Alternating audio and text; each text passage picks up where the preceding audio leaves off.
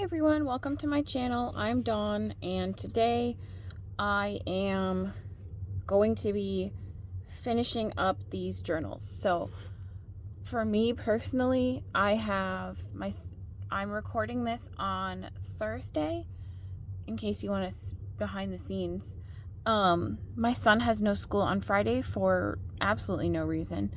And then it's going to be the weekend, and so I'm going to be doing 3 videos hopefully today to just finish these, but I'm gonna just release them then one at a time. So I think that I really want to use this as a journal closure, and it matches this big journal the best. So I think I want to start with this one because it looks like the most fun.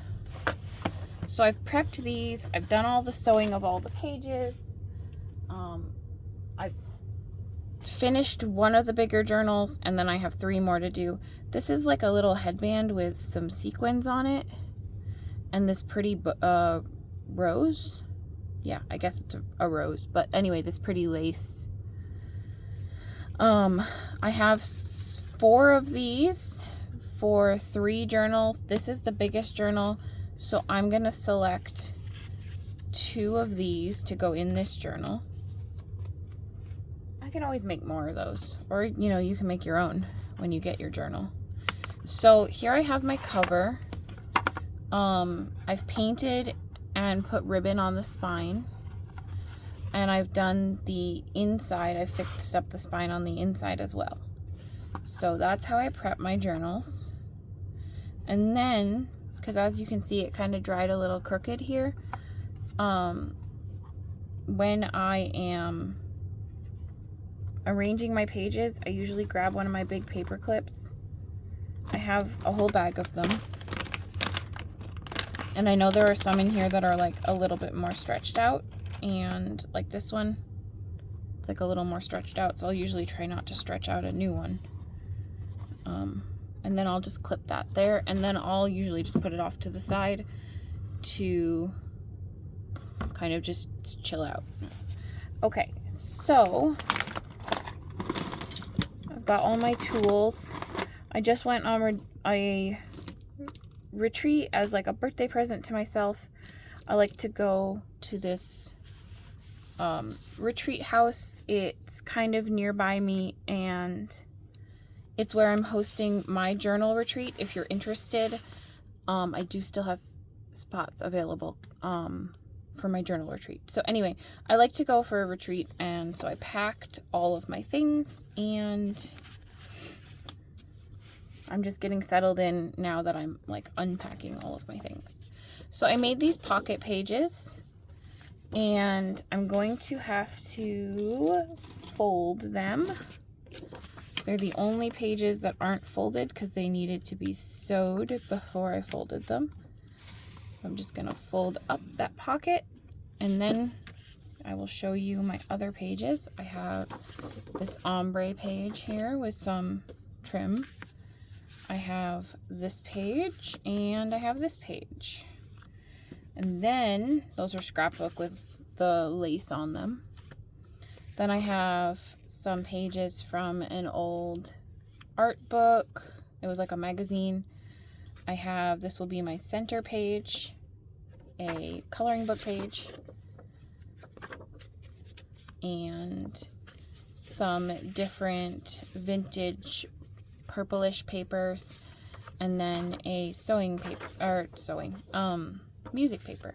So for this I have 1, 2, 3, 4, 5, 6, 7, 8, 9, 10. I like to do 10 pieces per signature, 10 pages per signature for my bigger journals. I think more than that, it gets really bulky really fast, and I don't like that. So this is my middle signature. This is my first or third signature because they're going to be the same-ish, close to the same.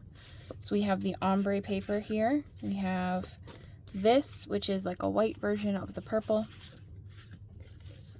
we've got this music, 2 different pieces of purple paper, 2 different pieces from the vintage book, and then our coloring book page. So as you can see, they have very similar sets of pages, and I tend to do that. I tend to just grab one of each for each signature. So now I'm going to fold down this pocket page, and then I'm going to fold the other signature pocket page, and then we can get stuff assembled here. It can be kind of hard to fold these pocket pages. Right at the corners they get a little bit bulky, but that's fine. Alright, let's put that there. And then this signature, the first and the third signature, have the same pieces of scrapbook paper. So we've got this, and then this is our ombre, the purple music paper, 2 different vintage purple papers, 2 different pieces from the art magazine, and then our coloring book page.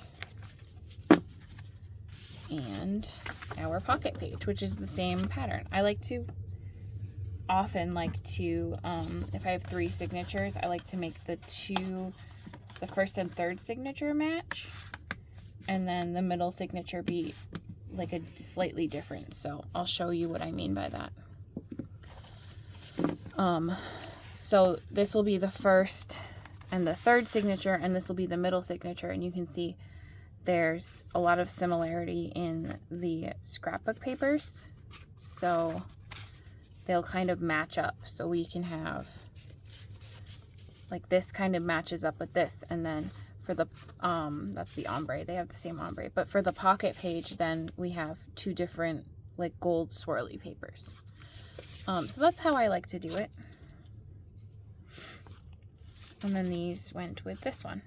And then I'll put the signatures, I'll put the first signature together, and then I'll put the other 2 signatures together in the same order.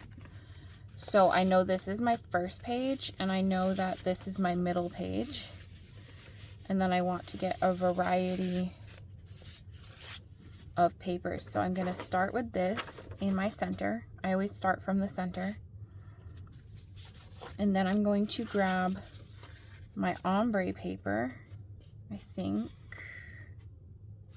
No, I'm going to grab this purple because I like that. I like having the purple next to the white here. So we're going to do that, and then we will grab a vintage paper, and then we can grab a scrapbook paper, and this might be too wide. Let me see. Nope, it's okay. All right, so this is just less wide, I guess. And then we're going to do this one. And then we're going to do our pocket. And then purple. I like that. And then this paper. Then this paper. Now, I'm not convinced that that's how I want to do it.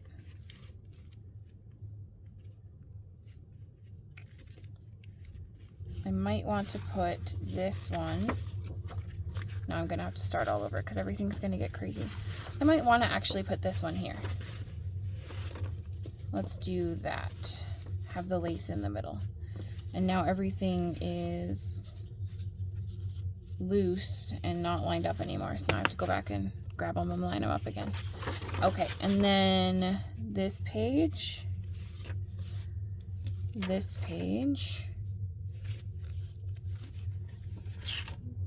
scrapbook paper here, or this is the ombre one,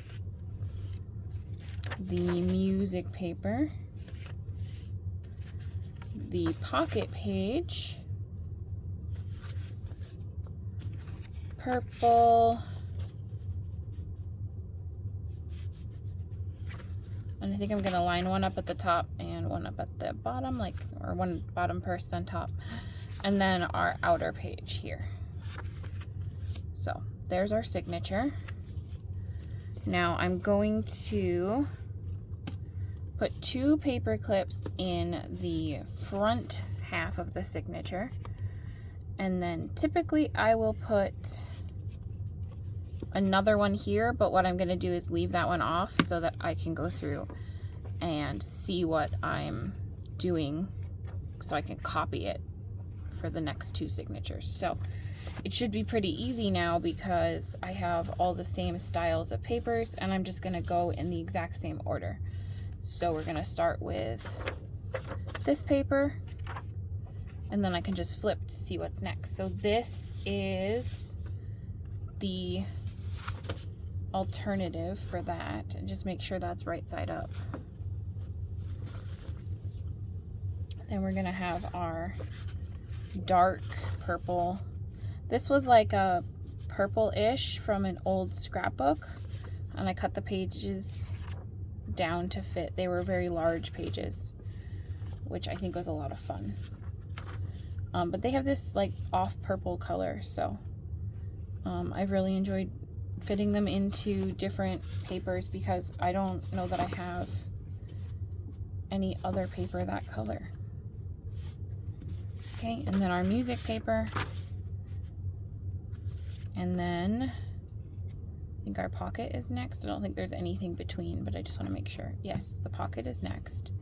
So this pocket is dark purple and this pocket is light purple. So put that one on there, and then this purple is gonna go here, and I think I'll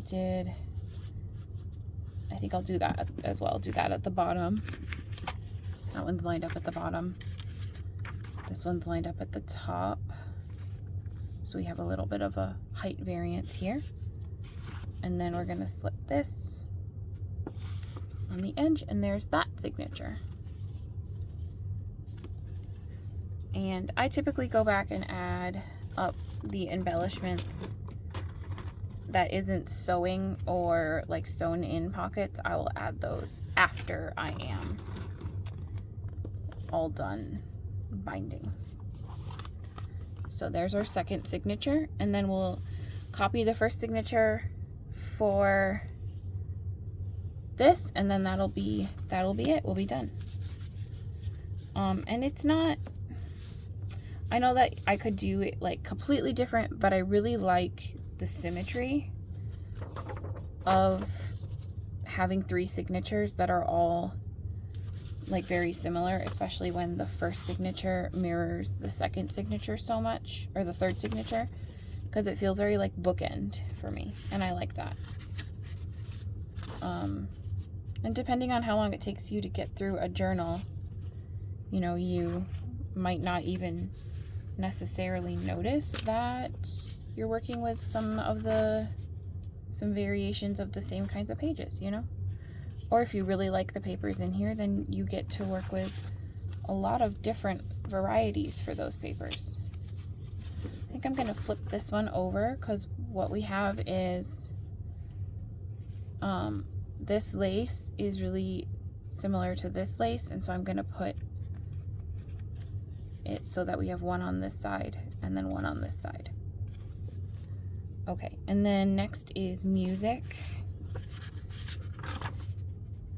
I have reached a point in my journal making where I only sew the lace onto the scrapbook paper, and a big part of that is because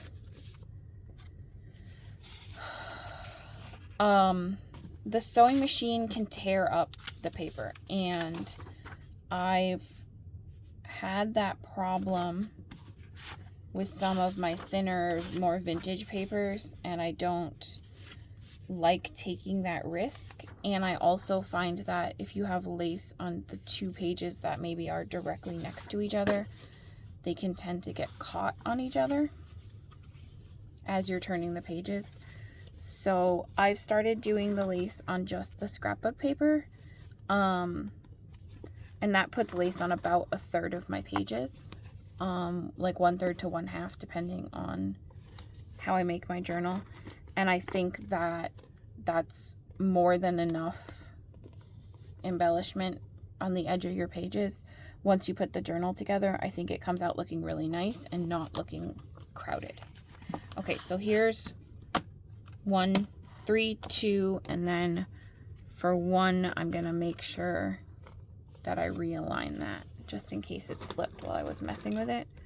Grab another paper clip and clip that in.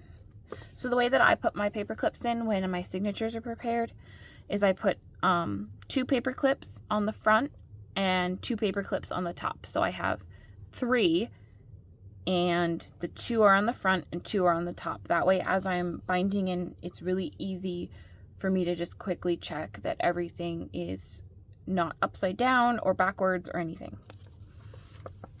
So we can kind of get an idea of how that lace is gonna look. And see, that's plenty of lace. It's gorgeous. But any more than that would probably feel a little insane. Which, like, if that's what you like, go for it. But I'd reached a point in my life where I don't need more than that. Okay, we are going to see, like, this is gonna be a little rough. Now we have all these paper clips here, these huge paper clips adding a ton of bulk, and you can see that it's not even like the signatures aren't able to nestle all the way in because of the paper clips. But here's an idea of kind of what we're going to end with. And I think that's a solid amount of lace. So I only sew to my scrapbook papers and my thicker papers, because then I don't risk ripping vintage paper, and because I think with the way that I set up my signatures, I think that's more than enough lace. Let me grab some coffee. I've had this frog in my throat for like 3 days, and I don't know how else to describe it. It's just, it feels like there's something in my throat. I'm not sick or anything though. Okay, I have this little handy tool. Got it somewhere on Amazon. I don't have a link or anything. It was a present. It is a 3D printed tool. It has numbers all down it. I know some people make their own templates for spines. I like this thing because I have carpal tunnel. And this has been the easiest, most pain-free way for me to make my holes in my spines without having to make a new template every time and maneuver all that. And I found that to be a somewhat more painful process than this. So do I think this tool is really helpful if you make a lot of journals? Yes. Do I think you need to run out and buy one instead of just using a template or just kind of winging it? No, I don't think so. But if you have carpal tunnel or arthritis, I would consider getting one of these tools. And I don't know what it's called. I can, if you want to know, if you want me to try to figure out where I got this, let me know in the comments and I'll try to figure it out. But what I typically do is I just look at where my signature is. It's at 36 on the bottom. And then I'm just going to do some math. And I usually end up writing my math down at some point, but I'm going to try to just put it in my brain this time. So I'll just do math to halfway, which in this case is something. Half of, I should know that. And now my brain's suddenly not working. Half of 36 is...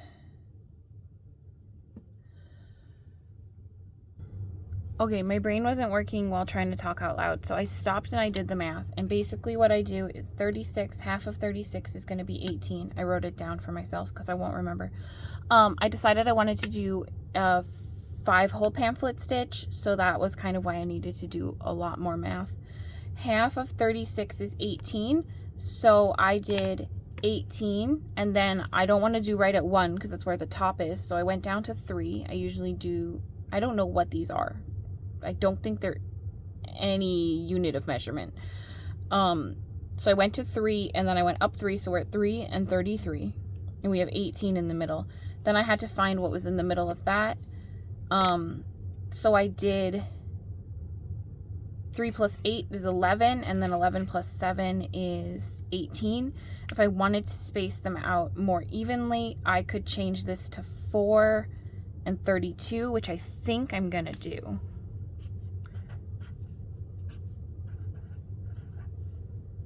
So now we have 7 between each, and we're doing then 4, 11, 18, 25, and 32. So 4 plus 7 is 11, 11 plus 7 is 18.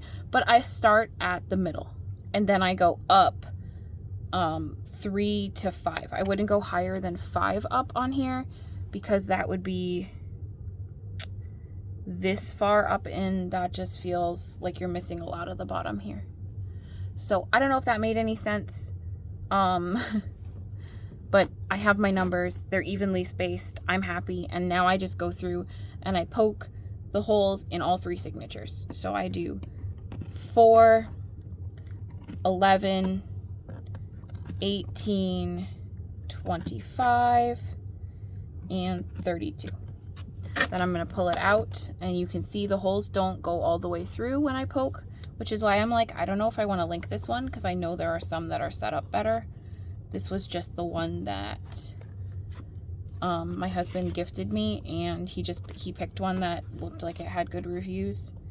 But we didn't, I didn't know anything about it at the time. I just found it and asked for it for my birthday a couple of years ago. I've had it a couple of years now. So then I'll just go through and find the holes and poke all the way through. And now we have our 5 holes in that signature, and we're just gonna go and do the same thing. And I do always make sure that I line the top of my signature up with the one end, because that way I avoid any mistakes. See, now I'm talking, I would have already forgotten the numbers. 4, 11, 18, 25, and 32. And then just go through, find the holes.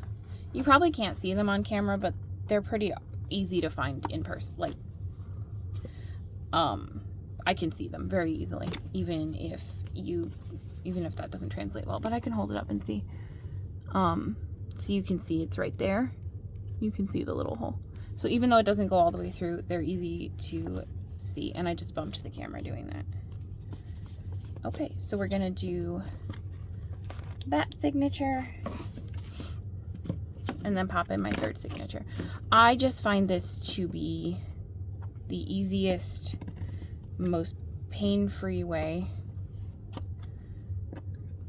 4, 11, 18, 25, and 32. Yeah, I don't think it's necessary. I don't know that it's any easier if you compare it to like just using a template. I know a lot of people make templates and use the same template. I know some creators even have like printables that you can get that's a template, or free templates that you can download from wherever they're putting them. I don't know. But I just use this, and this is what I do. So I'm going to grab the middle signature because it's darker, it's easier to see the holes. And then what I do for my journal, and this is very symmetrical, so I'm just going to pop this on the front to make my life easier. I will flatten my journal.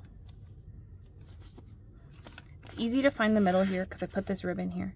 I will line my signature up the best I can, top to bottom, even with the spine, and then I will just go from where the holes are and I will mark. And what I'm gonna do, because it's harder to see in the spine, is I'm just gonna mark.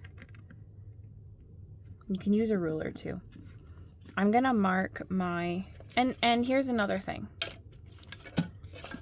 Because right now it's flat on my table, so I can't poke through, but I could easily put the spine across this thing. Line my pages up with my spine, which I'm going to do for this one because Some of the book spines, it's like really easy to tell, but because I have all this like paint and glue and tape and everything here, it's really hard to tell where the holes are if they don't go all the way through. So then I'm going to poke my hole. I'm not going to worry about how far in it is as long as I can see it. And then I'm just going to go over from where I am. And then after I do all of these, right in the center of my ribbon, then I'm going to put this back where it belongs. Then I'm just going to be able to pick this up and puncture all the way through to get the nice big hole that I'm going to need to fit my needle through. So I'm just going through and poking all these holes, and try not to stab your finger. When I was on my retreat, I was about 15 of these in, not this style, an easier style, 15 journals into my weekend, and I violently stabbed my finger. So that was fun. So I need 3 signatures. I have this ribbon here that I lined up in the middle. I poked the first hole in the middle of the ribbon. I'm going to put the other 2 holes just on either side of the ribbon. And that's just how I'm going to measure this one, because it's really easy this time because I have the ribbon there. And either side of the ribbon is a really nice spacing, I think. So we're just going along, putting our holes, then we'll bind our signature, and then I think we'll be done for today on camera, but then I always go through and do like a final run through with my bone folder to ensure that all the pages are nice and flat. So there we go. We can see our holes from the inside and the outside. We've got that done. Put this out of the way so I don't lose it. And then I need to grab this. This is, some of this is embroidery floss, and some of this is, it's like friendship bracelet, yarn floss, whatever. But it's basically, instead of being 6 separate strands, it's a woven strand of, it's one single strand that's just thicker. I have this ombre. I like the ombre, but I don't think there's nearly enough for this journal. So I think I'm just going to go with this purple, so that I have enough. Just so I have enough. Because the ombre is looking pretty empty. Okay. I measure 3 times my spine for each signature. So I'll measure the first, and then I'll just use that one to measure the other ones. And they just have to be good enough, because I know that 3 times the spine is going to be more than I need. Put that back over there. Okay, I have above me a white blackboard. It's a blackboard. It's old. I thrifted it. It's cute. It's got little shelves on it. But the point is, it's magnetic. And so I put a magnet up on my board, and I stick my needle to it. And that way, the needle is always there. Okay, this is marking our front. This is marking our top, our front. So we just pop it in like this, and that's it. It's easy. Make it easy on yourself. Find a method that you can repeat every time and make it easy on yourself. So this is a 5-hole pamphlet stitch, so I need to go to, and it's hard to do on camera. I'm gonna go to the middle signature. This is not a tutorial, and this is too big of a journal to do on camera. I'm gonna pause it and come back when we have our pages bound in. I can do a tutorial, but not with something this big. Okay, so I came back before finishing binding, because here's an example of what I mean when I say be careful about puncturing through your thread, so you could see that this piece and this piece are now, like, I put my needle through, see how close I can get to the camera. I put this piece, this is one string, and this is the other string, and this has punctured through. So now they're not, like, I'm out of thread over here. It's falling out because they're all caught. So basically, I need to carefully undo this and completely start over, because that's not going to tighten. I'm not going to be able to pull that signature tight with the two threads punched through each other. So basically, when I go through the signature, instead of the needle going on the side or this side, it ends up going directly through the other thread, which is not what you want, because that messes up. So we're going to try that again. And I noticed that the thread was pulling funny as I was sewing, and that's how I knew that I could pull it out. I don't have that problem. I almost never have that problem. I won't say never, almost never. When I'm binding a 3-hole pamphlet stitch, because I feel like there's more room to kind of wiggle around, but see, it's happening again in the same hole. So I'm just going to pull, I'm going to grab that thread and I'm going to pull it down. And now I can't get the needle through. So here's the issue. So I'm going to try to go to the top of this, the bottom of this hole, and then I'm going to try to pull this thread, it's still getting caught, out of the way, and we're going to see if that worked. And the way we're going to see if it worked is by pulling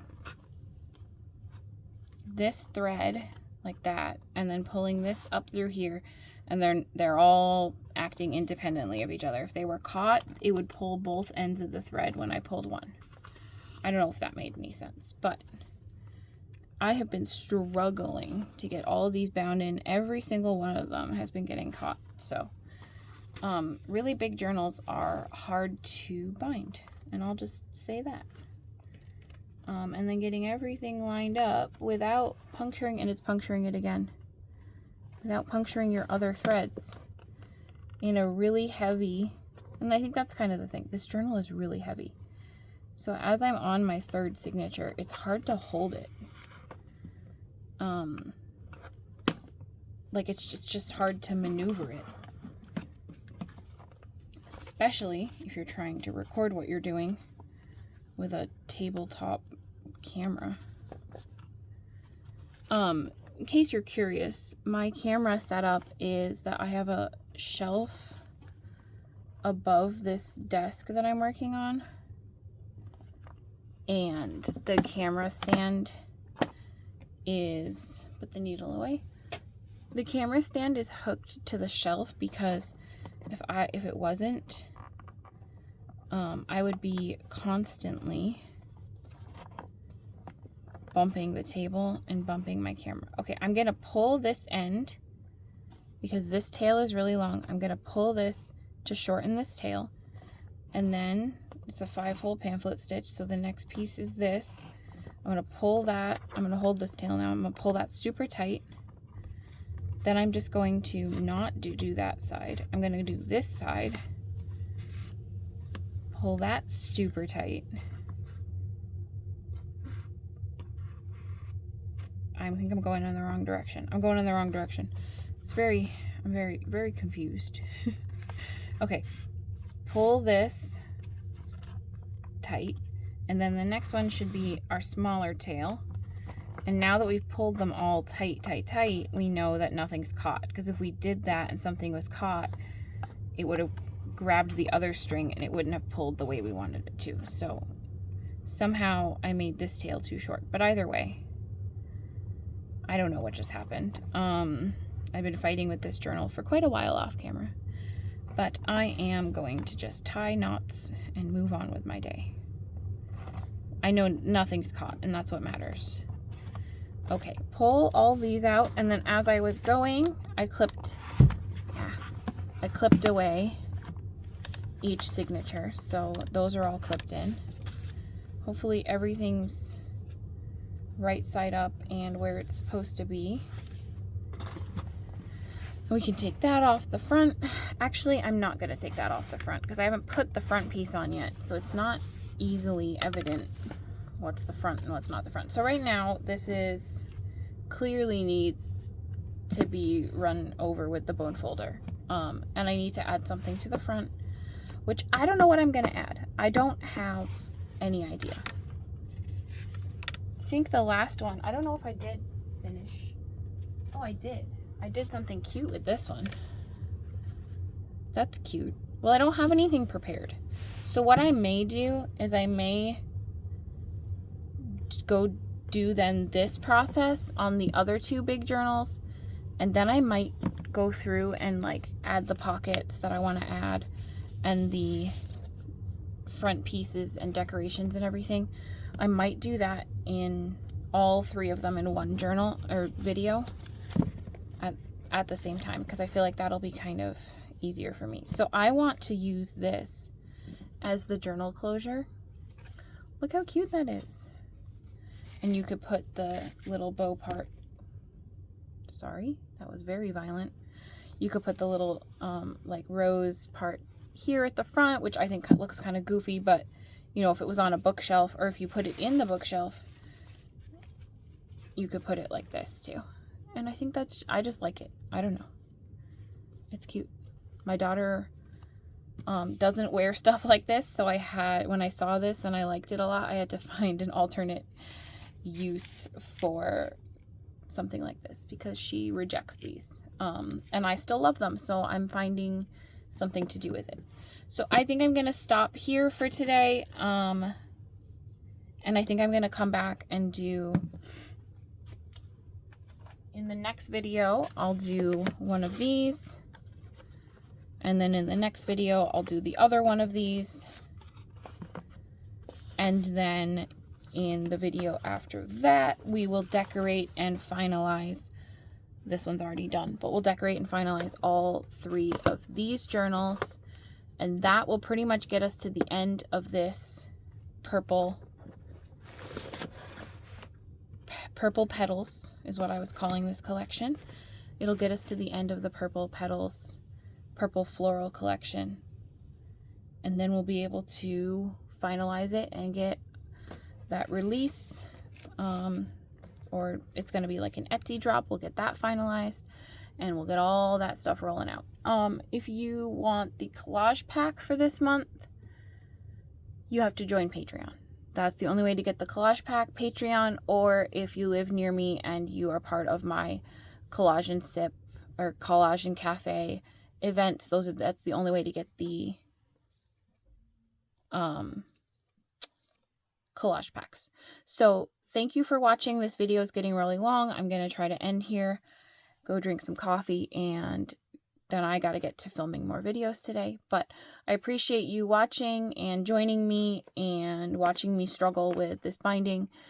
I hope this inspired you to go create something and have a wonderful day. Goodbye, everyone.